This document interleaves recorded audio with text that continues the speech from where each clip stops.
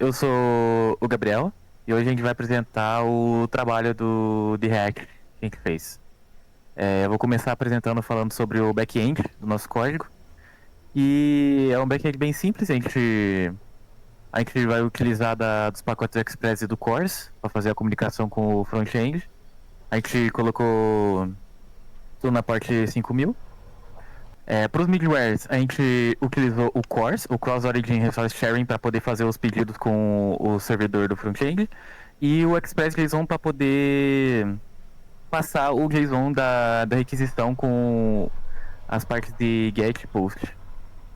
Aí para o banco de dados, a gente usou um banco de dados em memória mesmo, para a gente não ter todo o trampo de criar um banco de dados usando PostgreSQL, MySQL.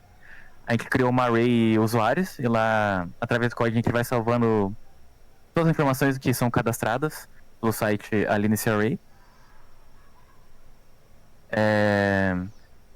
E depois a gente fez as duas funções, o get e o post. O get, que é basicamente o método que solicita as informações do cliente. E o método post, que é o que a gente usa para poder cadastrar o cliente em si. A gente pega tanto o nome do cliente e o e-mail dele. A gente faz uma checagem para saber se tanto os campos estão com as informações certas. A gente coloca um ID que a gente pega a data atual do PC para ser usado como ID. E a gente só puxa essas datas as informações do usuário para frente e a gente manda de volta pro servidor o código 201 para saber que foi criado o usuário, que o usuário foi cadastrado. E a gente também a gente também colocou o listing para ouvir a porta para poder abrir o servidor em si. E aqui tem o package, o package do projeto mesmo, que tem todas as dependências ali, o CORS, o Express, o Nodemon para poder rodar o servidor, e o script ali também para iniciar o servidor. Bom, meu nome é Alan Felipe e eu venho apresentar um pouco da parte do front-end do nosso código. Bom, a parte de front-end do nosso projeto foi basicamente o cliente, que é quem está interagindo com o site em si, e ele foi construído sendo uma aplicação de página única. Então a gente não tem várias páginas que você fica trocando quando você está usando o aplicativo. É tudo feito na mesma. Ele se comunica com o servidor por meio do Axios, que a gente instalou via terminal para fazer funcionar, que ele serve para fazer a ponte entre a busca e o envio de dados do cliente e do servidor. Além disso, a gente usa o Bootstrap, que é basicamente para conectar o CSS do site com os códigos. E nosso aplicativo começa no app.javascript, que ele basicamente lista todos os componentes que tem dentro do site. Dentro dele a gente tem a navbar, que é só uma barrinha de navegação que é possível você trocar nela entre a parte de cadastrar e listar usuários.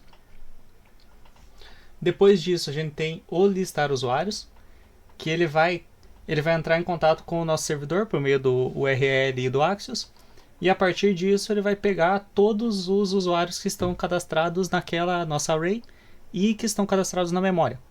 Que como a gente não usa o banco de dados físico, só um banco de dados na memória, ele vai pegar todos esses usuários também. Depois disso, a gente tem o cadastro dos usuários, que vai ser onde você vai colocar as informações dele, e novamente, por meio do Axios, ele vai dar um post e vai mandar todas essas informações do usuário para o servidor.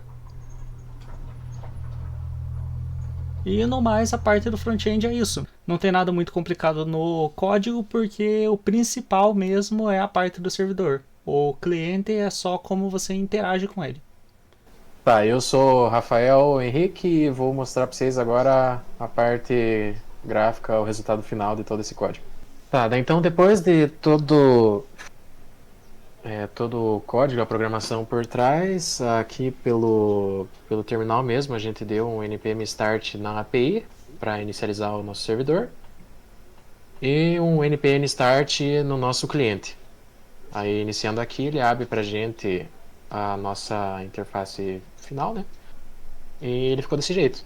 Como o nosso projeto era só usar o API REST para fazer, né, essa função do put e do get. Então tá, aqui a gente, para demonstrar então, a gente tem a lista de usuários. Como a gente já inicializou o nosso servidor com 2 usuários cadastrados, né, então aqui estão eles.